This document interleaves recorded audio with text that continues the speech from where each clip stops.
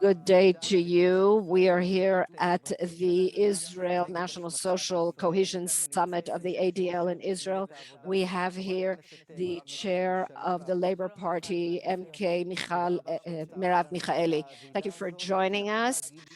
Is it true to say that Israel 2021 is the most divided, rifted country in terms of social? The most? I don't know. I haven't done a world survey. And for the purpose of the discussion, I only care about what happens here. And here, this situation here is very serious. That is of no doubt. It's reached a situation where you see the Prime Minister has created autonomies. He has created a situation where he doesn't care if the Haredim are an autonomy, the Arabs are an autonomy, the periphery is disconnected from the center, and in the middle, people look at one another only through what they're wearing or who they believe in.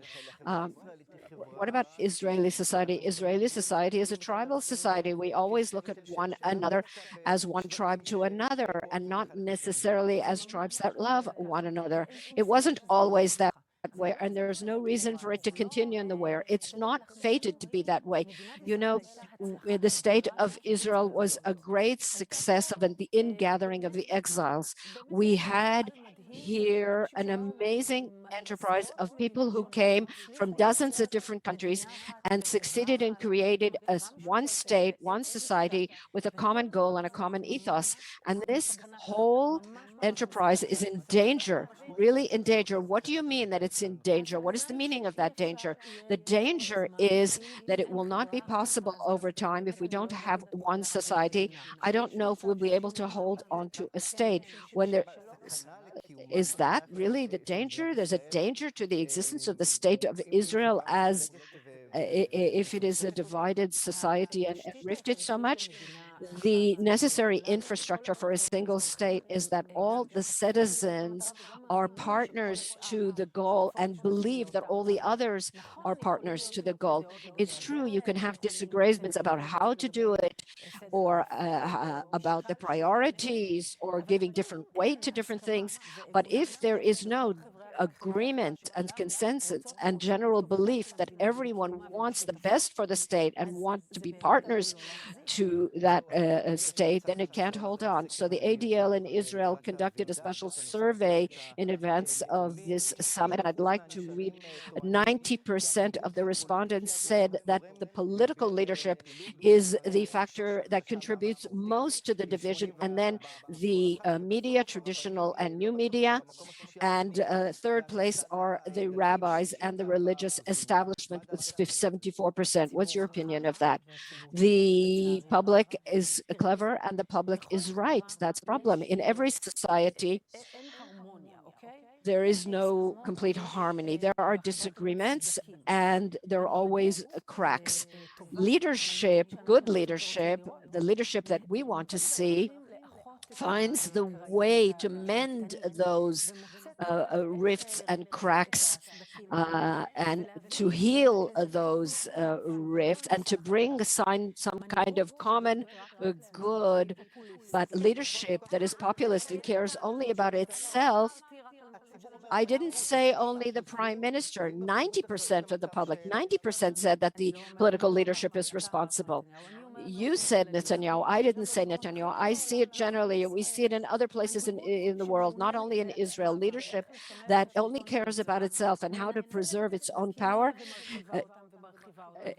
exploits these cracks and widens them and remains in power by divide and rule. It's by the book, but it wasn't that way once, Yuval, in the past. It wasn't so self-evident in the past that you are either only ultra-Orthodox or Ashkenazi or Sfaradi, or there was racism in the past towards immigrants that came from certain countries. There were a lot of wounds in the past. The question is what you do with those wounds. Do you try to heal them? Do you try to overcome them? Do you try to overcome them, or do you exacerbate them, deepen them, make them pathological and far harder to heal? And that is, or is it something that you as a leader is feeding on? Everyone continues to fight and you continue to gather portfolios. Do you think the corona crisis has intensified the social division here in Israel? It existed before the corona. The corona crisis exposed a lot of things that were there that we spoke about. I certainly spoke about, but we saw it. It was the distress of the social services, their weakness, the neglect of those social services, and how they were abandoned and neglected. And all the things that we see on the social level is a result of the escalation of the discourse that does divide and rule, and the weakening of the social services. And of course, after it was exposed, it exacerbated. It's always that way. Things are reflected and also have an impact. It's interesting, Merav, but at a time of emergencies and wars, Israeli society usually knows how to rally and become and show more solidarity. And here the crisis took us in a completely different direction. First of all, at the beginning of the crisis, in the first closure, it's exactly a year ago. Yes, exactly a year ago. In the beginning, there indeed was the same phenomenon of solidarity and mutual responsibility, and people were very, people followed the instructions for them. And now we see leaders who are not even asking their public. We see that the leadership is not treating the different groups equally. When it allows part of the public not to comply with the instructions and demands that another part does comply, then we get this unrest. The entire event is based on inequality. This whole divide and roll begins, and we see the unequal treatment on the part of the prime minister and other politicians. When I came to politicians, I came with the same decision that I had when I wrote articles, not to be inflammatory, not to attack people personally. And we see that the parties, I don't boycott anyone, any parties or any parts of Israeli society, but there are those, it has become, this is the tool that people use, and that is something that is indeed dangerous to the existence of the state of Israel. There was a dramatic decision on the part of the High Court of Justice regarding the recognition of reform and conservative conversions. How will that impact the character of the state of Israel and impact the secular society and reform? There is a distortion here in the state of Israel, a very great distortion. The keys to Judaism were given, as it were, to all the Haredi, ultra-Orthodox politicians and rabbis. So what can you do? The window, Judaism belongs to all of us equally. And instead of Israel be the place where Judaism would flourish more than anywhere else and would reinvent itself, just the opposite is happening. It is happening in the United States, but in Israel, Judaism is simply stagnant. We have lost it as a source of inspiration and culture, and it has become politics. And that is something that should never happen to something that is so precious to all of us. That decision on the part of the High Court of Justice is indeed a very self-evident step. But Aryeh Deri has said that the condition to join the government is that this ruling be cancelled. Again, Aryeh Deri is doing politics instead of doing the right thing, the divide and roll. We haven't said anything about incitement. All this incitement happens, and all this rift is the result of incitement. And there's a direct line between that and conversion. Who decides who is Jewish? Who can convert? I wanted to ask ask you about what Nitzan Horowitz, the head of Merit, said about the decision of the International Criminal Court in The Hague.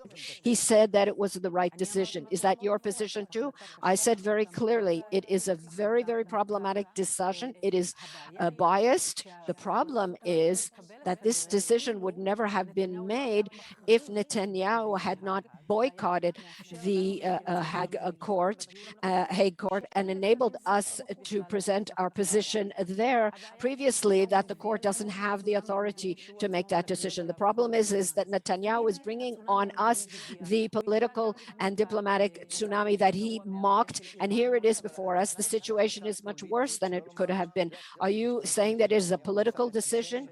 And Netanyahu also used the word anti-Semitic. I think that's exaggerated. It is not just a little bit exaggerated. It is a scandal to use that term. It's a political decision. Why play into their hands and not cooperate? The question is, are you going to defend Israel's soldiers so that they won't have to stand trial? That is what the prime minister and the leadership should have done. It should have stood up there and made our just claim that they do not have the authority to judge Israel. The moment Netanyahu did not do that, he abandoned Israel's soldiers, and we may find ourselves in a situation where they are placed on trial. It is complete irresponsibility. It is the same irresponsibility that caused the United States to withdraw from the nuclear agreement with Iran, which brought Iran closer to our borders, and the 12 years of that Netanyahu is the defender of the state of Israel. Netanyahu is the defender of Netanyahu. Thank you, Merav Michaeli, the head of the Labor Party, for joining us here. Thank you, Yuval, and thank you for the ADL, who does a very, very important job. Thank you very much.